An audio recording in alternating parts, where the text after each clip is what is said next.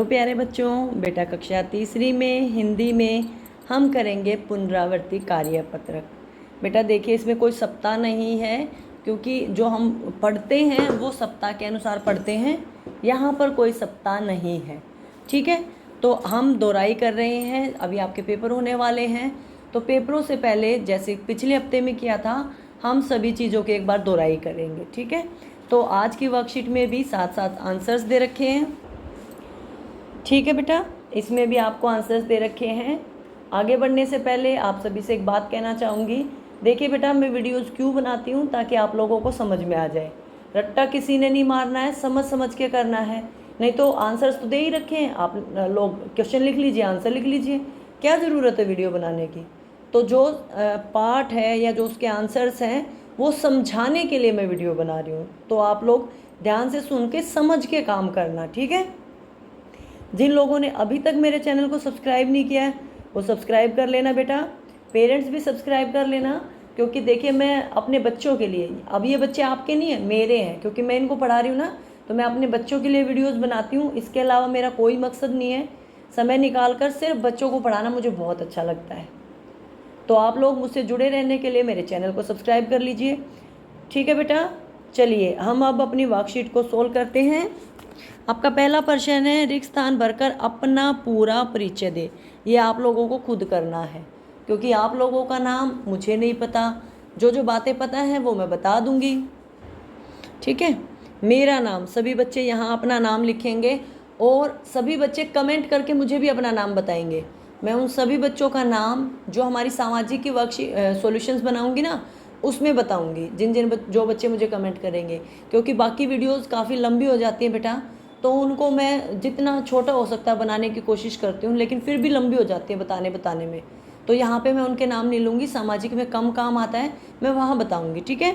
सभी बच्चे यहाँ पे अपना नाम लिखेंगे। वैसे मैं अपने कुछ बच्चों के नाम बता देती हूँ। एक मेरी बेटी है प्रीति, एक मेरी काजल है, एक मेरी नंदनी है, दुष्यंत है, आयुष है, अफशा है, और बहुत सारे बच्चे हैं जो मुझे कमेंट करते हैं। तो सभी बच्चे अपना नाम लिखेंगे यहाँ पे। दूसरा है मेरे पिताजी का नाम। सभी बच्चे यहाँ अपने पापा का नाम लिखेंगे। एजाज आलम एक बच्चे के पापा का नाम है, एक बच्चे के पापा का नाम है मोहम्मद हसन, क्योंकि मुझे उनकी आईडी से पता चलता है। बच्चे अपना नाम बताते हैं, ऊपर आईडी अलग होती है, ठीक है। तो यहाँ पे सभी अपने पापा का नाम लिखेंगे। मेरी आयु, आप सभी की आयु है 7 वर्ष, ठीक है। सभी यहाँ पे 7 लिखेंगे। मैं कौन सी क्लास में पढ़ते हो बताओ? दूसरी कक्षा में पढ़ता हूँ, सॉरी तीसरी, ये तीसरी क्लास की वीडियो है, तो तीसरी कक्षा में पढ़ता हूँ। और कई बच्चे 8 वर्ष के होंगे तो वो 7 की बजाय 8 भी लिख सकते हैं, दोनों मतलब एक लिखना है जितनी आपकी आयु है। मेरे विद्यालय का नाम, अभी मैंने पिछले हफ्ते आप लोगों को विद्यालय का नाम बताया था कि निगम प्राथमिक सह शिक्षा या बाल या बालिका, और फिर विद्यालय, और फिर जगह का नाम। सभी बच्चे इस तरह से नाम लिखेंगे, ठीक है। ठीक है बेटा, सभी यहाँ पे अपना नाम लिखेंगे। पिताजी का नाम, मैं 8 वर्ष का हूँ, तीसरी कक्षा में पढ़ता हूँ। मेरे विद्यालय का नाम निगम प्राथमिक बाल बालिका, एक लिखना है, बाल लिखो, बालिका लिखो, सह शिक्षा लिखो, एक, जैसा आपका स्कूल है ना उस हिसाब से। उसके बाद विद्यालय और उसके बाद जगह का नाम, ठीक है। इस तरह से आपको ये वर्कशीट पूरी करनी है। अगला है, नीचे दिए गए सहायकों के, मतलब जो आपकी मदद करते हैं किसी भी काम में, उस सहायक का मिलान करना है। शिक्षिका क्या करती है? पढ़ाती है। किसान खेती करता है, फसल उगाता है, आप लोगों के लिए साग सब्जी उगाता है। दर्जी हमारे कपड़े सिलता है, फल सब्जियां उगाता है आपके लिए, ठीक है। दर्जी आपके क्या करता है? कपड़े सिलता है। दर्जी क्या करता है? कपड़े सिलता है, नई नई सुंदर सुंदर ड्रेस बनाता है। डॉक्टर क्या करता है? अगर आप बीमार हो जाओ तो आपका इलाज करता है। क्या करता है डॉक्टर? बीमार हो जाए तो हमारा इलाज करता है। सैनिक क्या करता है? हमारी दुश्मनों से रक्षा करता है, हमें दुश्मनों से बचाता है। तो अब आपको पता चल गया होगा, तो हम मिला सकते हैं। पहला, जो सेना में काम करता हो, सैनिक। मैं यहाँ से इसलिए मिलवा रही हूँ क्योंकि हम इनको पढ़ रहे हैं, इधर वाले हमने पढ़ लिए हैं। जो कपड़े सिलता हो, दर्जी। जो बीमार का इलाज करता हो, डॉक्टर। जो खेती करता हो, किसान। जो पढ़ाती हो, शिक्षिका, ठीक है। इस तरह से आप लोगों को मिलान करने, आप चाहें तो आप सीधे भी मिलान कर सकते हैं। शिक्षिका हमें पढ़ाती है, किसान खेती करता है, दर्जी हमारे कपड़े सिलता है, डॉक्टर हमें बीमारियों से बचाता है, सैनिक सेना में काम करता है, हमें दुश्मनों से बचाता है। ये इनके आंसर्स यहाँ लिखे हुए हैं, मैंने मिलान कर दिया है। आप लोग इसी तरह से मिलान कीजिएगा बेटा, उससे आपको पता चलता रहेगा। ऐसे लिखने में ना कई बार समझ में नहीं आता कि क्या किया हमने, ठीक है। तो आप ऐसे लिखे ना, लाइन लगा के मिलान कीजिएगा। अगला प्रश्न है, सही उत्तर पर निशान लगाना है। टिपटिपा कौन था? टिपटिपवा, टिपटिपवा वाला पाठ याद है? वो एक बच्चे को उसकी दादी कहानी सुना रही थी, तो बारिश का पानी टपक रहा था, उससे परेशान थी। तो उसने कहा, किसी का न काहू का डर, न शेरवा का, न भगवा का डर, तो डर टिपटिपुआ का डर। तो टिपटिपुआ क्या है? बारिश का टपकता हुआ पानी। तो पहला ही ऑप्शन आपका क, और इसी पे लिखा हुआ उत्तर क। दूसरा है, दादी की भाषा से क्या लग रहा था? दादी कहाँ की रहने वाली थी? उत्तर प्रदेश की।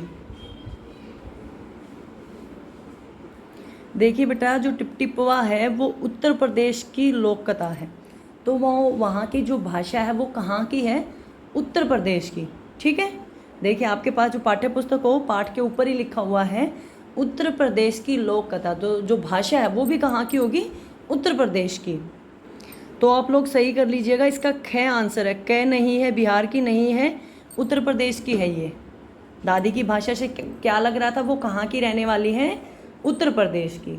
सही जगह पर बिंदु या चंद्र बिंदु लगाना है।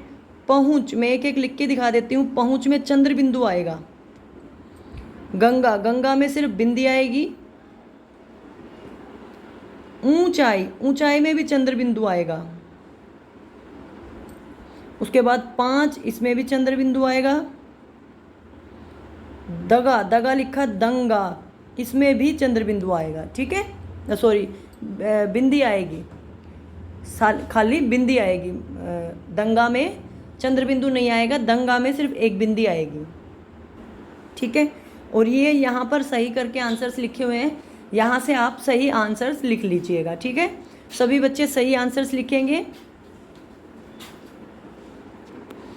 अगला बेटा, जब बूढ़ी अम्मा उड़ी जा रही थी। अब ये कौन सा पाठ है? चांद वाली अम्मा। इसीलिए मैं कहती हूँ मैं समझा के करवाती हूँ, आपको याद आ जाए ना। हाँ हाँ, ये उसी पाठ में था।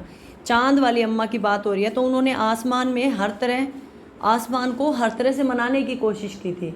किस लिए? कि वो उनको परेशान ना करे, क्योंकि आसमान उनको तंग करता था ना। तो उन्होंने क्या क्या कहा होगा वो बताओ। घबरा कर क्या कहा होगा? छोड़ो मुझे। घबरा कर मतलब हम घबरा जाते हैं तो कैसे बोलेंगे? छोड़ दो, प्लीज़ प्लीज़ छोड़ दो, छोड़ दो। गिड़गिड़ाना, मान जा, मुझे छोड़ दे, छोड़ दे मुझे, भाई मुझे जाने दे, ठीक है। वो वहाँ पे उसके बेटे जैसा था, तो वो बोल सकती है, बेटा मुझे जाने दे। गिड़गिड़ाना, ठीक है। गुस्से में, तुम मुझे छोड़ते हो या नहीं छोड़ते हो? आपको गुस्सा आता, आप किसी को बोलते हो ना, मानेगा कि नहीं मानेगा, ऐसे छोड़ेगा कि नहीं छोड़ेगा, ठीक है। तुम मुझे छोड़ते हो या नहीं। तरकीब सूझने पर, तरकीब सूझने का मतलब है जब आपको कोई बचाव का तरीका मिल जाए, तो आप उस सामने वाले को ऐसा दिखाते हो कि आपको कुछ नहीं पता, ठीक है, मैं तेरी बात को मान गया। क्यों? उस टाइम आपका दिमाग चल रहा है कि हाँ मैं बच जाऊँगा इससे, तो चलो मैं तुम्हारे साथ चलती हूँ। ये भाषाएँ, ये जो बातें हैं, ये सिर्फ आपको सोच के बतानी है, ठीक है। आपको क्या लगता है कि जो बूढ़ी अम्मा थी, चांद वाली अम्मा, उसने क्या क्या सोचा होगा? जब वो घबरा गई होगी, जब वो गिड़गिड़ा रही होगी, जब गुस्से में होगी, जब उसको दिमाग में कोई तरकीब आ गई होगी, ठीक है। तो ये आंसर्स लिखे हुए हैं। आप इसी तरह के आंसर और लिख सकते हैं या ये भी लिख सकते हैं, दोनों सही है। अच्छा, कौन किस पर अकड़ जमाता होगा? ये अकड़ जमाने वाला जो पाठ है उसका, ठीक है। आसमान में कौन किस पर अकड़ जमाता है? चांद तारों पर अकड़ जमाता है। चांद पर किस पर जमाता है? तारों पर। जंगल में शेर जमाता है, भाई जंगल का राजा तो शेर होता है, वो दूसरे जानवरों पर अपनी अकड़ जमाता है। नदी में मगरमच्छ। आप ये समझ लो, जो सबसे ताकतवर जानवर है या जो वस्तु है, वो दूसरे जो चीज़ें हैं उन पर अकड़ जमाती होगी। नदी में मगरमच्छ मछलियों पर, खेल में कप्तान पूरी टीम पर, स्कूल में अध्यापक बच्चों पर अकड़ जमाते हैं। अकड़ जमाते हैं टीचर्स। इसका ये हो सकता है क्लास का मॉनिटर दूसरे बच्चों पर। टीचर्स तो आपको पढ़ाते हैं ना, अकड़ थोड़ी जमाते हैं आपके ऊपर, ठीक है। घर में मम्मी पापा बच्चों पे। अच्छा, इसमें घर में मम्मी पापा बच्चों पे नहीं, बड़े बहन भाई छोटे बहन भाई पर अकड़ जमाते हैं, है ना। तो आप वो भी लिख सकते हैं, ये भी लिख सकते हैं, कौन किस पर अकड़ जमाता है। आसमान में तारा चांद तारों पर, जंगल में शेर दूसरे जानवरों पर, नदी में मगरमच्छ मछलियों पे, खेल में कप्तान पूरी टीम पर, स्कूल में क्लास का मॉनिटर सभी बच्चों पे। मैंने आंसर दूसरा बता रही हूँ मैं, ये भी लिख सकते हो, वो भी लिख सकते हो। और घर में बड़ा भाई छोटे भाई पर, ठीक है, या छोटी बहन पर, बड़ा बच्चा छोटे बच्चे पर। मम्मी पापा बच्चों से प्यार करते हैं, वो कभी भी बच्चों पे अकड़ नहीं जमाते बेटा, इसलिए मुझे ये सही नहीं लगा। बाकी आप लोग ये भी लिख सकते हो, ठीक है। यहाँ पे आपकी वर्कशीट कंप्लीट हो गई। वीडियो अच्छी लगे तो लाइक कर देना, चैनल को सब्सक्राइब कर लेना, वीडियो को शेयर कर देना, कमेंट करके मुझे बता देना आपको समझ में आया कि नहीं समझ में आया। वीडियो देखने के लिए आपका बहुत बहुत धन्यवाद।